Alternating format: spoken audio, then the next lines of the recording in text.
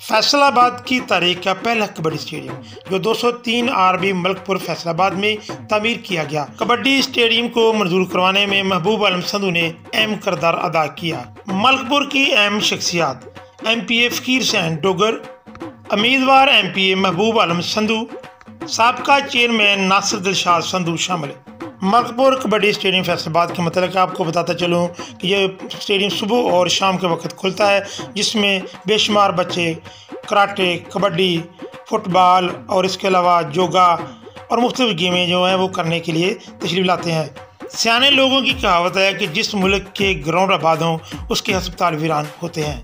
नाज़रीन, आपको बताता चलूँ कि इसी ग्राउंड्स में खेलने वाले बच्चे इंटरनेशनल लेवल पर भी खेल रहे हैं और ख़ासकर अदील शहजाद के मतलब आपको बताता चलूँ पाकिस्तान कबड्डी, पाकिस्तान फुटबॉल और पाकिस्तान हॉकी टीम के फिजियोथेरापी डॉक्टर हैं और इसका तल्लुक़ भी मलकपुर फैसलाबाद से है। मलकपुर कबड्डी स्टेडियम में मुख्तलिफ मैचेस का इनकाद होता है और इसमें ख़ासकर कबड्डी की बात करूँ तो कबड्डी के पाकिस्तानी कौमी प्लेयर यहाँ पर मैचेस खेल चुके हैं और इंटरनेशनल लेवल पर भी यहाँ मैच होने चाहिए, क्योंकि ये कबड्डी स्टेडियम बहुत खूबसूरत है और बहुत वसी रकबे पे इसको तामीर किया गया है।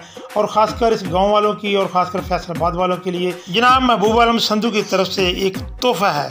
आइए इस ग्राउंड में और अपने बच्चों को भेजिए। ख़ासकर इसमें आने का मकसद यही होगा कि बच्चे जो हैं वो तरबियत हासिल करेंगे, जैसे योगा है, कबड्डी है, फुटबॉल है, हॉकी है और मुख्तलिफ जो गेमें हैं। ख़ासकर बच्चे देखा है मैंने कि कराटे यहाँ पे सीखने के लिए आते हैं, योगा करने के लिए आते हैं और मुख्तलिफ गेमें यहाँ खेलने के लिए आते हैं।